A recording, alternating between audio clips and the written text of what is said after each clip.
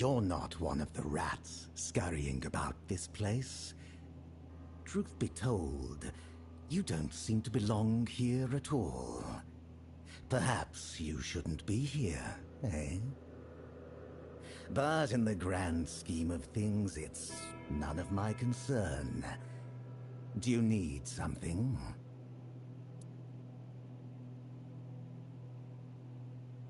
Name's Gatto.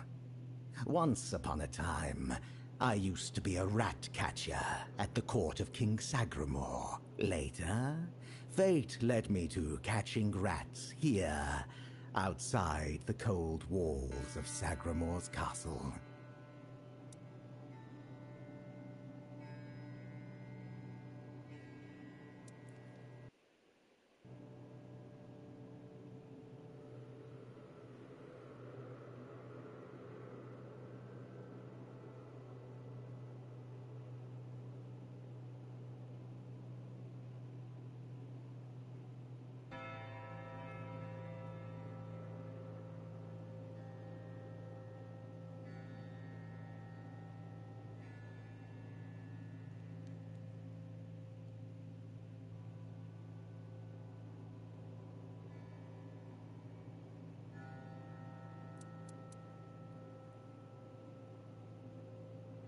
A king is a king. He bears the flaws inherent to any ruler, as if the crown itself bestows similar faults upon each bearer. But there's little to say about Sagramore. It's the queen, his wife, who is the true delight. She's scheming, spiteful, and beautiful. The ideal woman. Trust me, I've met King Sagramore on many occasions. He doesn't make much of a grand impression, and he used to have quite the short temper.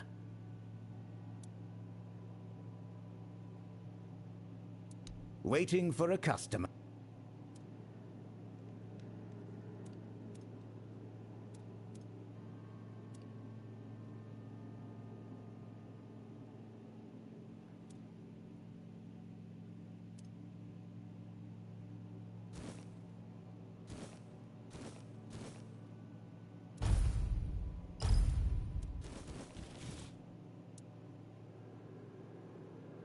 There's the Queen's personal lapdog. Though he's a knight, he's a rat of the lowest order. I can't make heads or tails of him. No idea what he needs. If you want, go ahead and talk to him. I've grown tired of that fellow. Let's...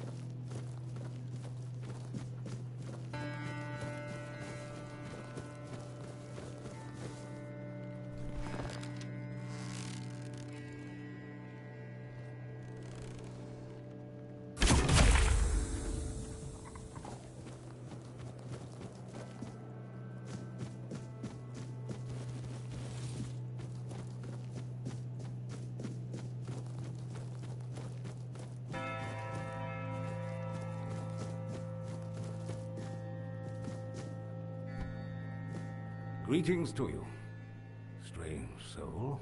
You carry a light that doesn't belong to the Sagramor's realm. You're not from here, are you? I fear, then, that you won't be able to grant me absolution, at least not yet. Only a pure soul can bear the sins of another. My soul was once like that. I thought it would be enough to... I don't know what I thought. I've been here for so long. Not just anyone's. I took upon myself the sins of my queen. I had no choice. I swore an oath of loyalty. But if I had known the weight of the queen's misdeeds, sometimes I wondered if this is my punishment. A punishment for consorting with someone so corrupt. I don't know. I sought meaning in the All-Mother, pondered the truths of the Red Priests. I searched for a merciful God, but all was silent. Then I came here, for Sagramor, soon to be king, was about to ascend to the pantheon of demigods, and beside him stood the queen, as radiant as dawn, gentle as the light of spring. I swore to serve them until the end of time, yet she desired a true kingdom, regardless of the means.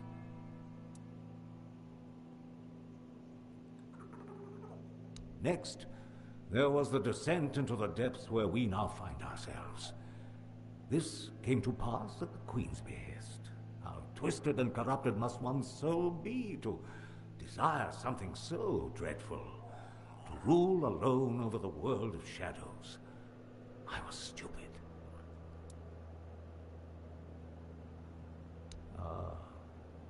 That. It may be my only solace in this vale of tears. The fungus helps me keep my senses, attuning me to the rhythm of this forsaken kingdom, making me somehow understand.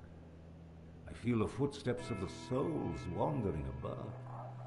I feel their ever unfulfilled needs and desires. The fungus conveys this to me quite clearly.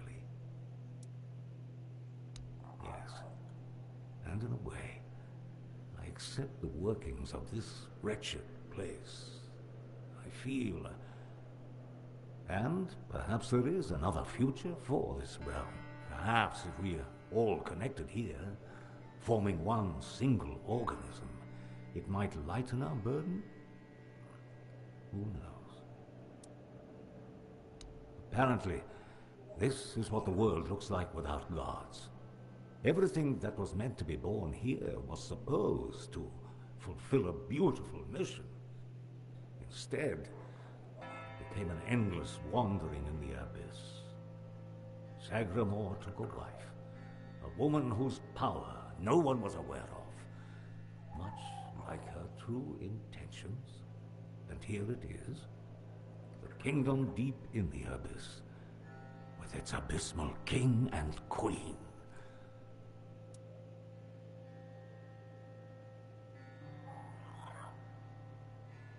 May goodness...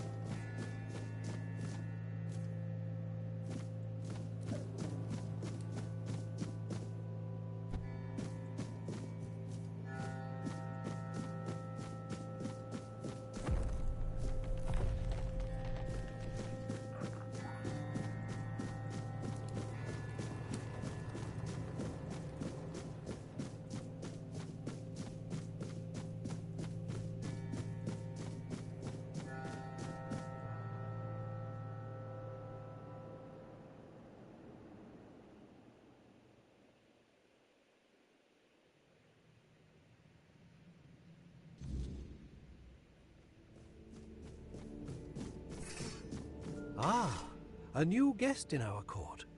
Welcome, stranger, to the humble halls of King Sagramor's castle.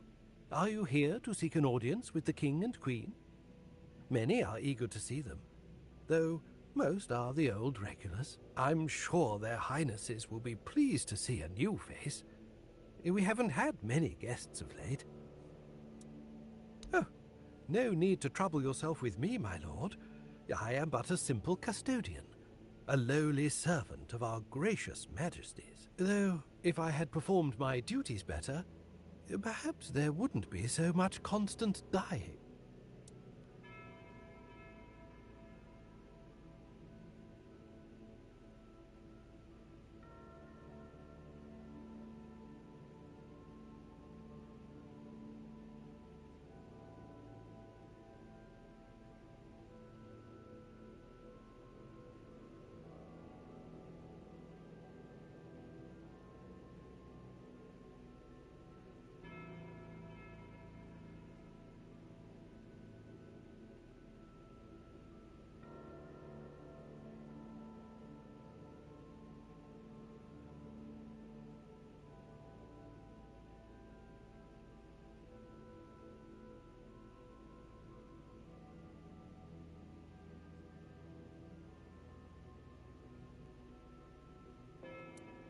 Oh, it's no big deal.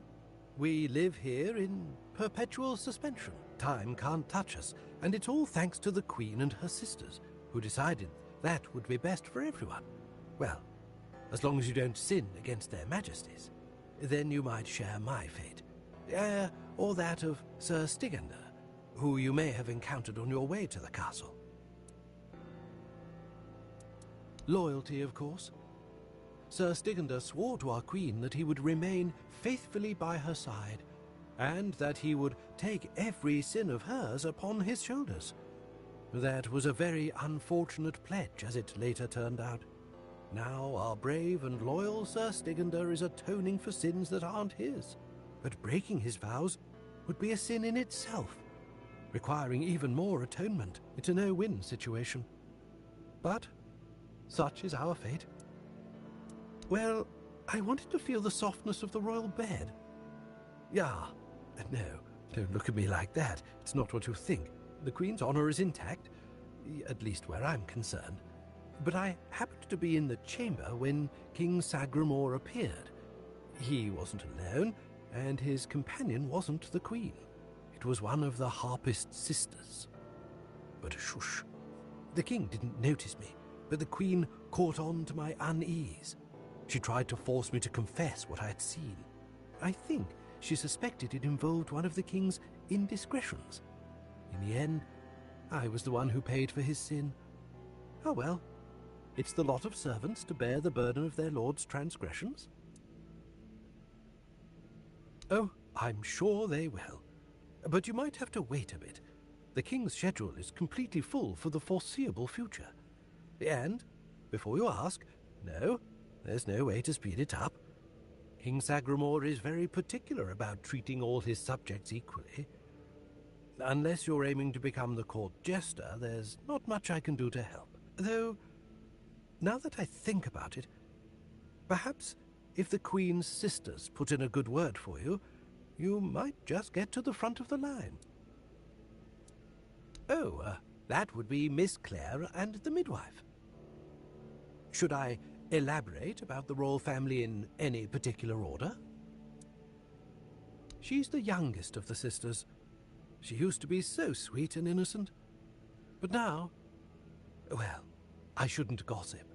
I'm already trying to make up for that. Just know that Miss Clare isn't a bad person.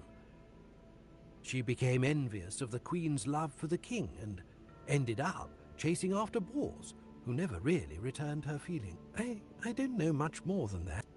She's a wonderful woman, completely dedicated to family. Her life's mission was to bring a child to the royal couple into this world. She loves all the royal children. Unfortunately, none of them are suited to inherit our kingdom. You'll be fine, as long as you don't insult her family. I'm glad you asked, my lord. All you need to do is kill me, and the keys to the sisters' chambers will reveal themselves to you. Yes, exactly. It's no big deal. I've died thousands of times. That's just how it is for me. Ever since Sagramor's kingdom was established, I've been the keeper of the keys to all the chambers in the castle. And with magic, when a spell says, "guard at the cost of one's own life," well, it tends to take that phrase quite literally. If I died forever, I wouldn't be able to guard the keys anymore, right? So I come back to life every time someone needs a key from me.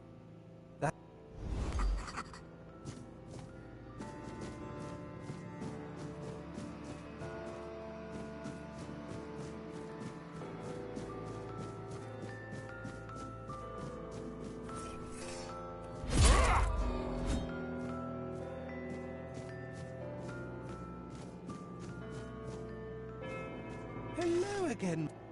Have a splendid...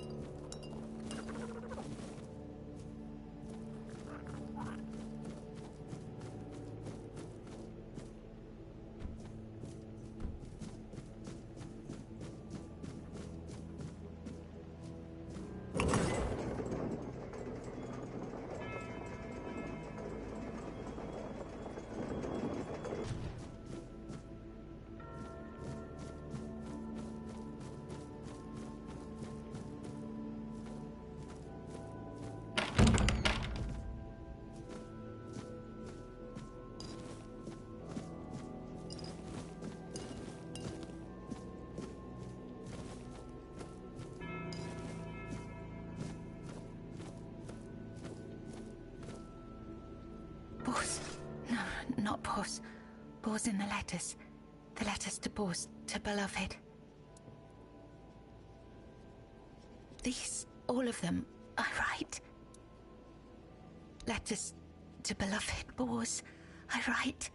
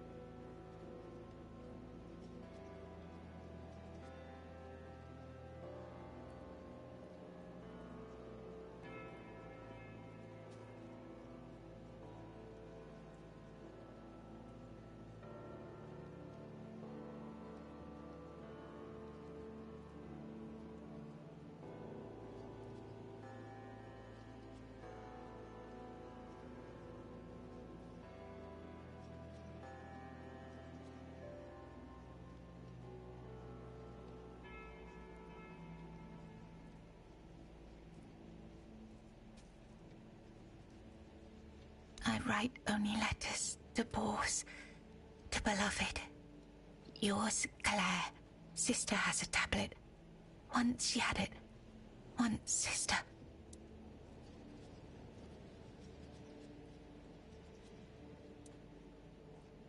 In Sagramor's arms.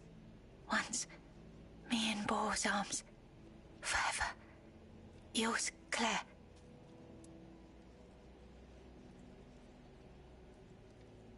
Bors.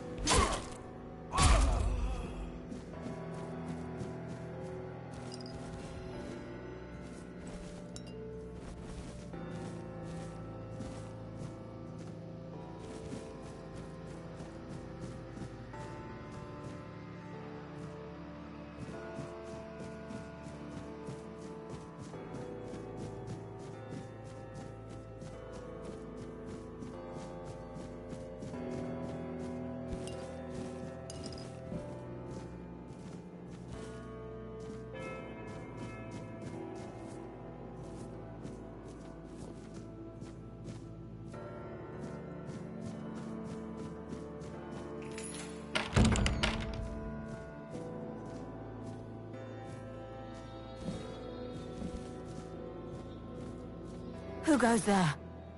Are you here to see the children? Oh, my sweet babies. I lost them. I lost them all before they even got here. They scattered, poor things, like dandelions in the wind.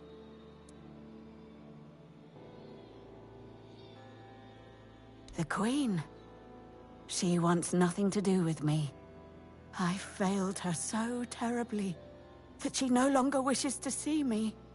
I've fallen so far from her good graces. But I will make it right. You'll see.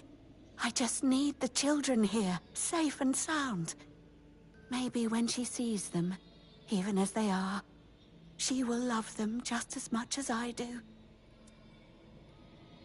My little flowers, they're all gone.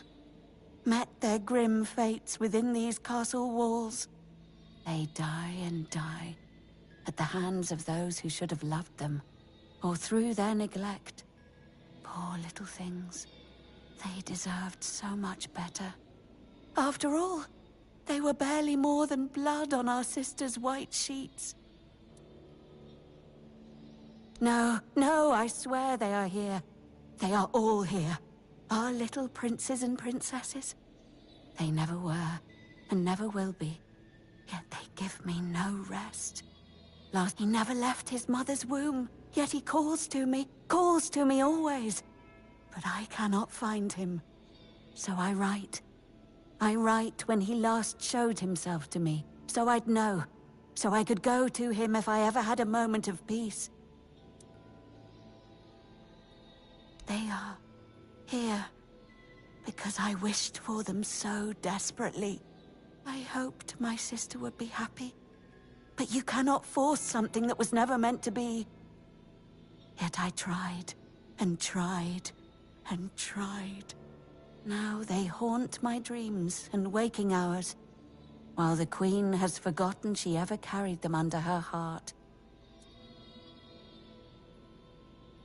Really? You'd do that? And you won't hurt them, will you? Please, I cannot bear to hear their cries anymore. I need them close, so I can watch over them as I was meant to. If I could keep that one promise I made to my sister, perhaps then I could finally know peace. Let me think. Let me think. Renaud, the Crown Prince, loved to stand on the balcony, gazing down at the gardens, watching the legacy that will never come to be. Little Noah, covered in blood. His mother would wash him again and again, scrubbing endlessly. It feels like he rarely leaves the bathtub. Oh, and Hugo, such a sweet child, sleeping soundly in his cot, sleeping and sleeping, always and forever. He has his favorite lullaby.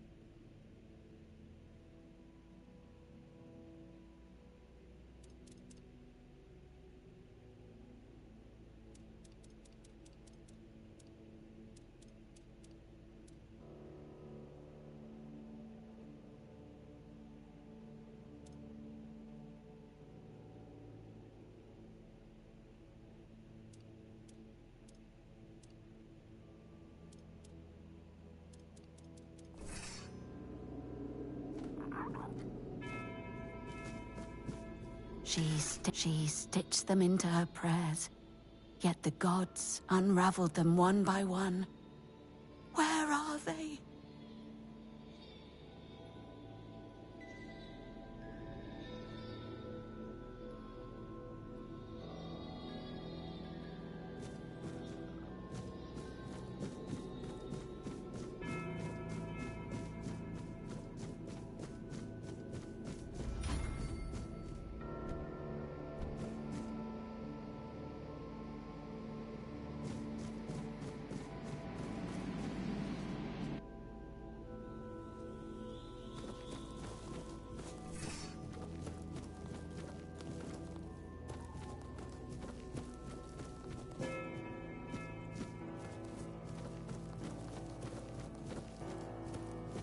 He's gone. Young Prince Renard. Oh, by the gods, lost for good this time. The midwife will wring my neck with her bare hands. I can't. No, I won't go back to her like this. And the queen, she'll do worse. Much worse. Have you ever seen her angry? Hopefully not.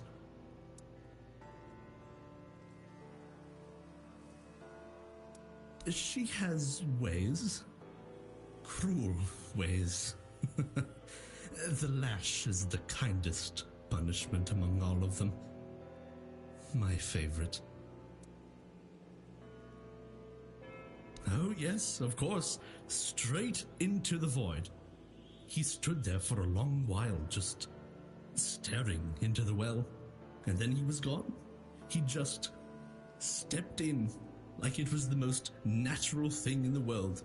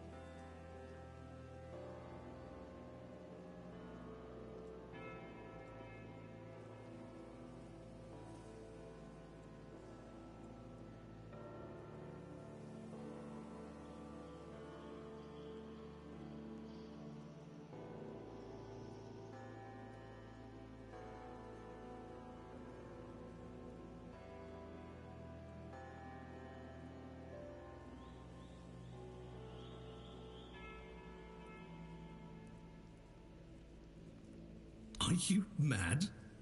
Who would do it? Jump into that void. You're not being serious.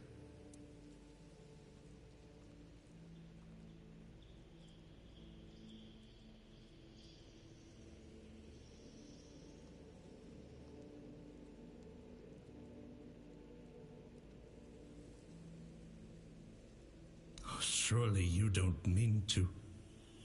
Oh, may the gods watch over you. Or, no, wait.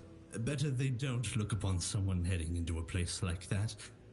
They might feel disgusted. But I wish you luck. Remember, everything you do is...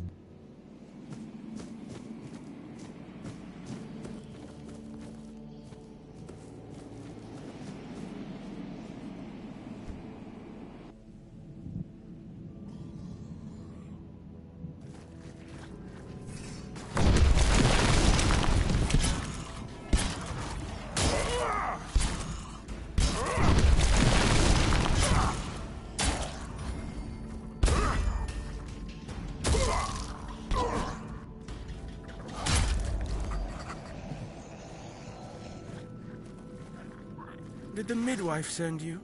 Or was it that coward who's supposed to be keeping me under their heel?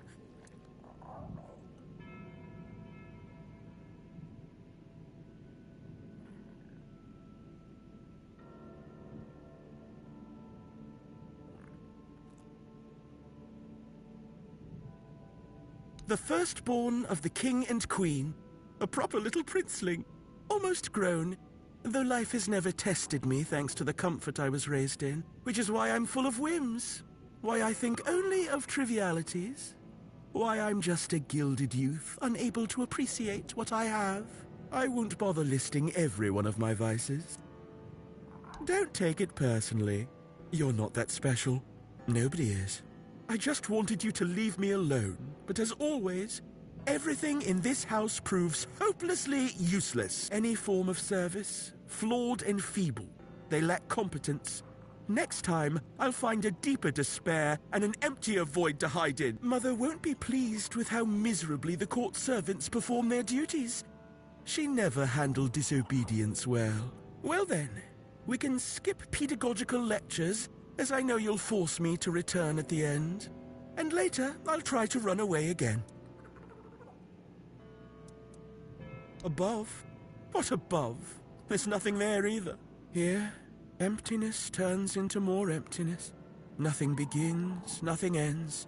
The same, over and over again. I'll tell you something. This place, all this darkness and silence, is no different from what awaits us in the gardens, the halls, or the chamber. Of all my mother's obsessions, control is her greatest. Everything must bend to her will.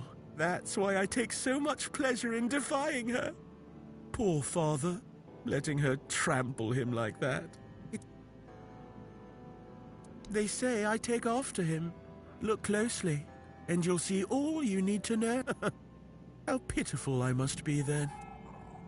Spare yourself the trouble. You don't have to drag me by the hand. I know the way back. The Queen's little lapdog. Phew.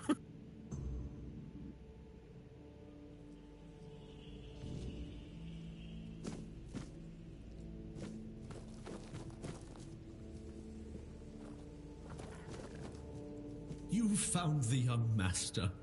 Joy, such great joy. I owe you a debt or two. We simple folk, we must stick together. Here, take this. I hope it serves you well. The knife must always be placed with the blade facing the plate, the fork with its tines up.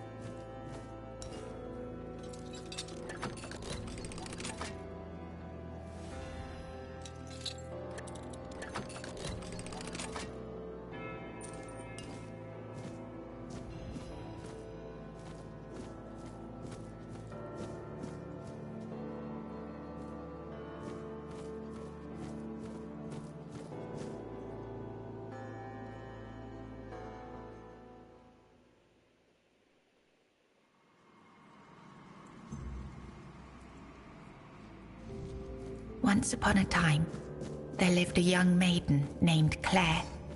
So she endured, her heart steadfast in its belief that love could shatter even the darkest of spells, and that one day, somehow, she and Bors would reunite.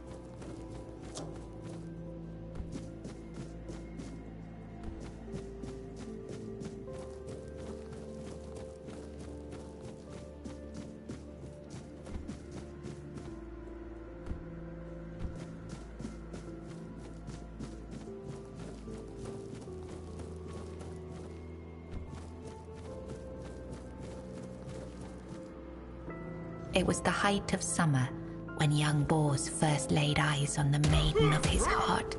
Working in the fields, his skin bronzed by the sun. He paused as the sound of hooves drew near. A lone maiden approached, her hair shimmering like spun gold, her cheeks rosy and her waist snugly drawn into a spring green corset. While the other peasants bowed their heads, Bors stared unabashedly. Sensing his gaze, the maiden turned sharply, startling her steed. The horse reared and she tumbled from the saddle, straight into Bors's waiting arms. Their eyes met, and in that instant, the maiden felt herself lost. A warmth bloomed upon her cheeks, but a deep foreboding stirred in her stomach, for she knew there would never be another man who could claim her heart so completely. From that day forward, she rode past the fields daily, offering Bors water and sharing quiet moments beneath the shade of a willow tree. Days stretched into nights, and the two surrendered to love. But one day, as the maiden passed the field, her beloved Bors was nowhere to be found. She waited beneath the willow until darkness fell and reluctantly returned to the castle. The next day, and the one after that, she returned. But Bors never did. Summer turned to autumn, and the maiden ceased her rides. She withdrew into the shadowed stillness of her tower, her heart heavy with unending sorrow. Unbeknownst to her, Bors's bones lay bleached and brittle beneath the sun, hidden in the very field where their love had bloomed. For in Sagramor's kingdom, no crime was graver nor punishment swifter than love. Long ago, there lived a maiden named Claire, fair of face and gentle of heart, cursed by her cruel sister to remain imprisoned in a high tower. Forbidden to step beyond its walls or look out of the window, she spent her days weaving a tapestry of the outside world, a world she could glimpse only through the reflection in an enchanted mirror. Yet Claire dared not lift her eyes from the loom, for the curse was absolute. If she ever stopped her weaving to gaze out the window herself, the fragile thread of her life would snap. One day, the mirror revealed a grand procession on the road below. Among them rode a knight clad in gleaming silver armor, a sapphire cape following behind him. His warm eyes and copper hair struck Claire's heart with longing. Unable to resist, she rose and stepped toward the window for a glimpse of the gallant knight. The moment she moved, a terrible pain gripped her chest and the mirror shattered. Claire, knowing the curse had claimed her, fled the tower. She reached the road just as the procession passed, grasped the knight's cape, and collapsed. Sir Bors turned at the sudden tug, leapt from his horse and caught her. Her breath grew faint, and she whispered, "Do not grieve, for I am glad to have seen you, my knight." With those words, her spirit departed. Sir Bors wept bitterly, for never had he seen a maiden of such beauty and grace. His heart swelled with both joy and despair, for he knew he would never again love another as he loved the fair and cursed maiden. Claire. In the days of King Sagramor, there lived Bors, a wandering minstrel whose songs were famed for their beauty and sorrow. Among his melodies was one that bore the weight of his heart, the ballad of a lady named Claire. Claire, a noblewoman of unmatched grace, had been betrayed by her jealous sister, who sold her to a rival lord for power, locked in a distant tower. Her pleas for rescue went unheard. But Bors, who had once sung for her in her father's court and fallen deeply in love, learned of her plight and vowed to save her. He journeyed to the castle where she was held and sang beneath its mist-shrouded walls each night, hoping she might hear him. At last, a faint voice joined his song. Claire, her spirit unbroken despite her captivity, determined, Bors devised a daring plan.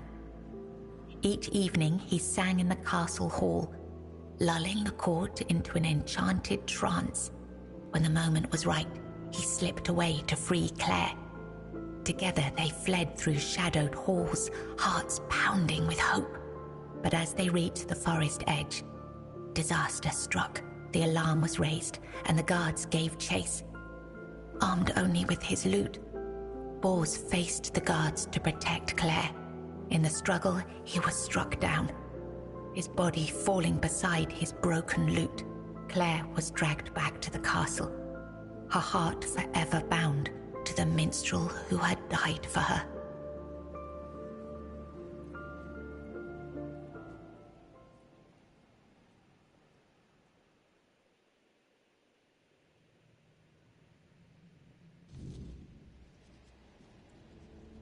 I was writing something important. Do you know what it was?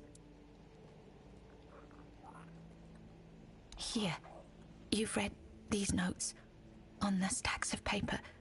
My handwriting. I must have written them, yes. Strange. No, I'm sorry. Yes, Bors, my former lover.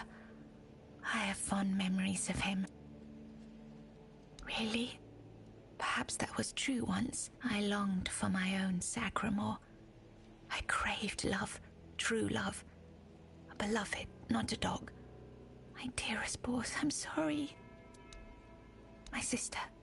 I have two sisters, one older and another the eldest. She's the caregiver. She nurtures, she helps, she tries. She wanted Sagramor. She wanted the crown. She has everything except love. She does. She holds the power of the men here. She has everything. She has no desire for love. She wants to rule. Love is not necessary. Power is. Fear is. It's at the very top, above all else. To see everything. To hear everything. Enough. She sees all, hears all. Her arms are long. They're everywhere. Go now, go.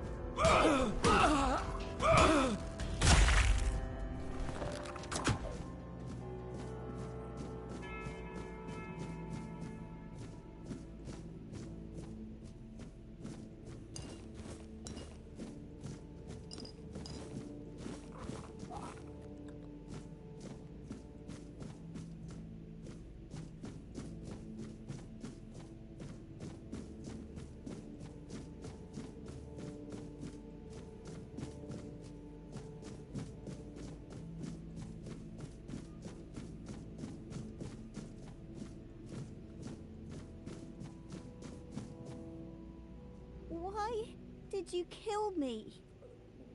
I didn't want to. I didn't want to be like that.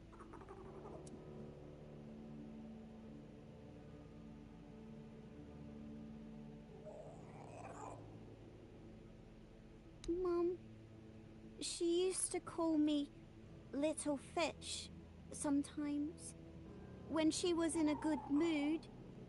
But when she wasn't, she'd call me Bastard, Misfortune, or Mistake. Once, during a bath, I cried that the water was too hot. So she pushed me fully underwater and held me there until I learned. After that, the water was always cold. Mama is the most important one. She controls everything. Everything rests on her shoulders. I can't disturb her. Father is the king, and usually just sits on the throne.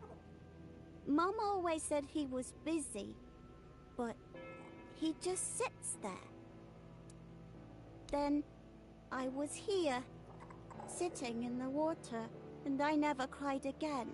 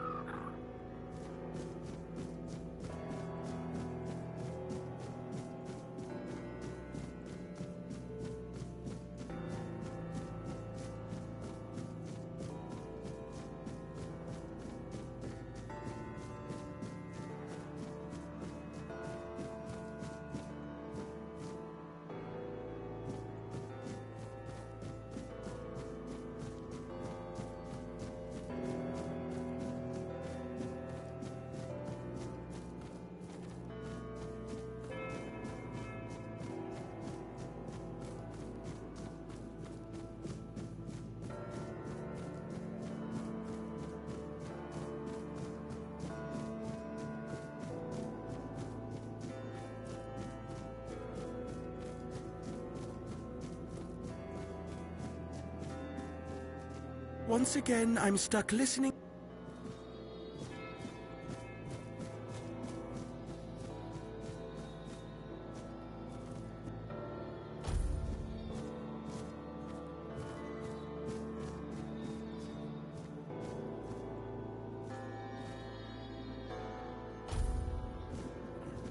They are here. All of them. My sweet little petals. I'm so sorry. I should have tried so hard to bring you into this world. But maybe now, we can set you free. You will help us, won't you, stranger?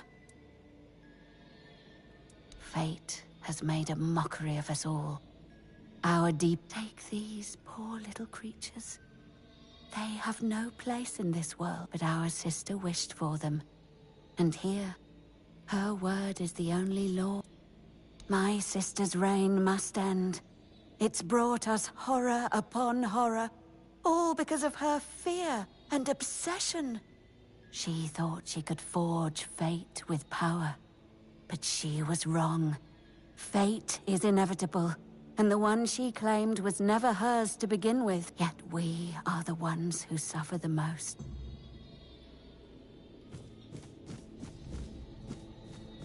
They were never meant to be. Yet they linger. They die. Once again, I'm... She wanted them. Hello again, my lord. Are you ready for your audience with the king and queen? Nobody knows. The king and queen haven't granted an audience to anyone in years.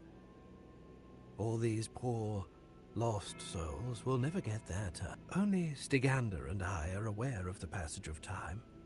The rest are stuck, frozen in the moment. But we're not allowed in the throne room, so we have no idea what's going on with the king and queen. If I were you, I'd be sure to mind your manners and follow every order, for your own safety. Ah, I see you're trying to coax a little gossip out of me. I appreciate the effort. You're the only one around here who can hold a normal conversation. Not many people know that the 3 sisters are Bandrui, female druids. Interesting, isn't it? Not all druids allow women to engage in their noble profession. They didn't care, though. They did their work, and they did it. One day, they delivered a prophecy to Sagramore, telling him he was destined to be the next King Arthur. Our king took their words to heart and made one of them his queen. The other sisters helped the queen maintain the kingdom in its current state. It's not for me to say whether it's right or not. I know my place and the role I've been given. As you wish. It will open the doors leading to the throne room. Oh, and you might have an occasion to see the royal chapel. Please, don't forget us. Damned for all eternity.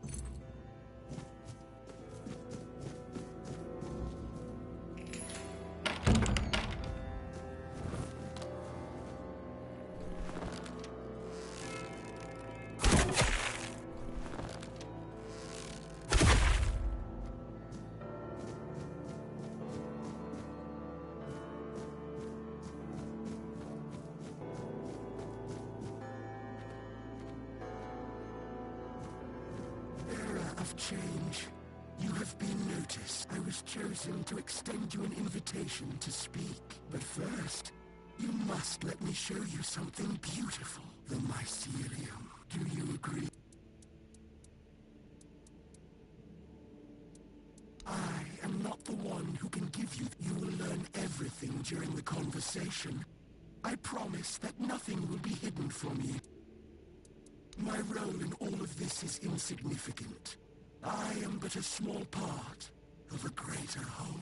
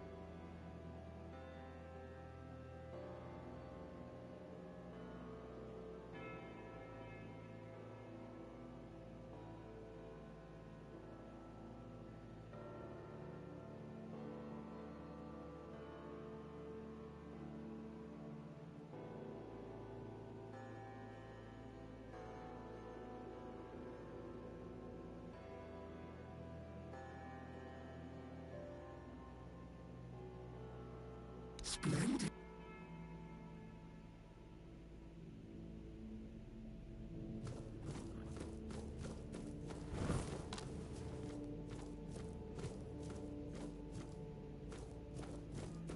Your arrival brings me joy.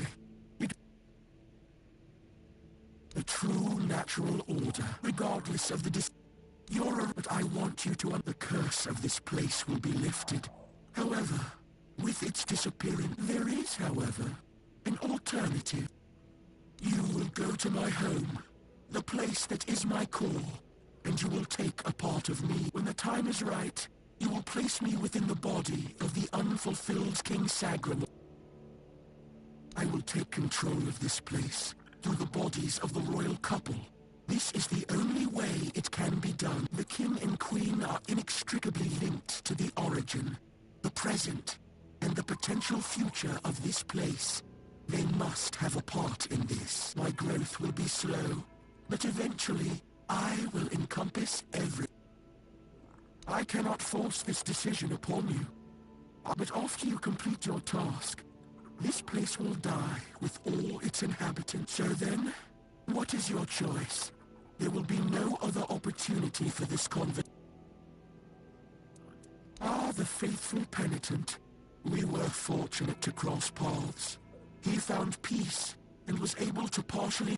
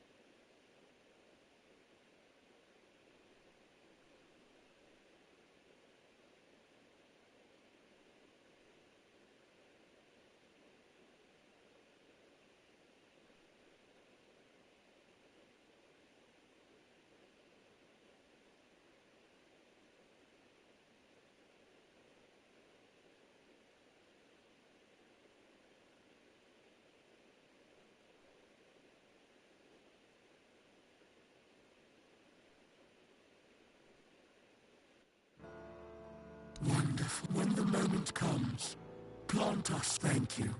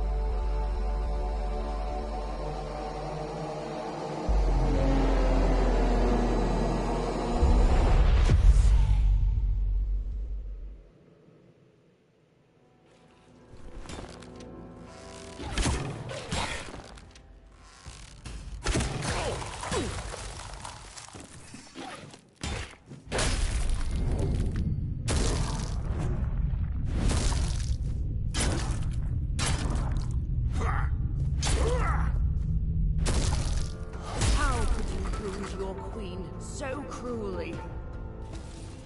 Why did you refuse to simply bow? You could have served me for eternity. Wouldn't that have been beautiful?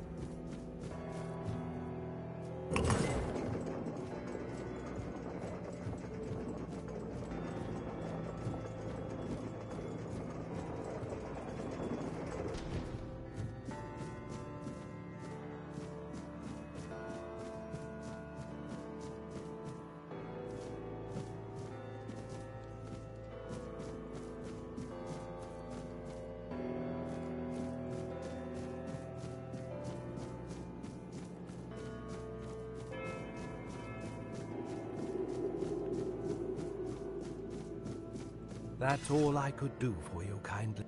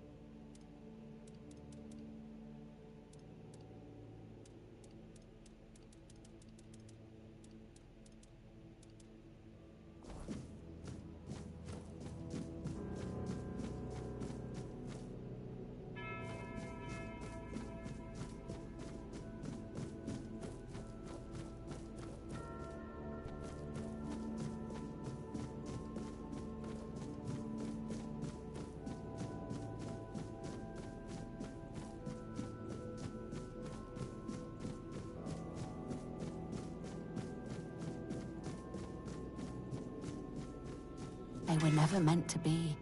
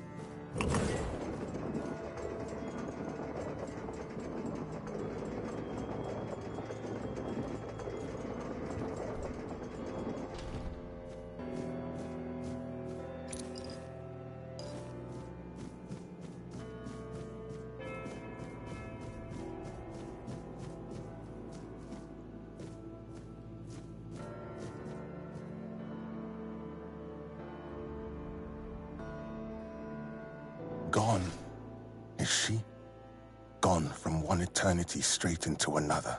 Oh, how I wish we'd had one more day. But once, I dreaded it. The relentless passage of time. And now, all that's left is tomorrow, and tomorrow, and tomorrow, and all our yesterday away to... Now it all ends. The lofty dream, the endless torment, and the fruits of our vanity. What we leave behind is a monument to our own. There will be no legends told of this place, for it is a tale told by an idiot, full of sound signifying, and this, the reason for your visit to this curse. You may leave now. Your audience is open. Fear not, till mushrooms take the place of your heart. And now mushrooms grow in my chest. The king is dead. No hunger, no pain.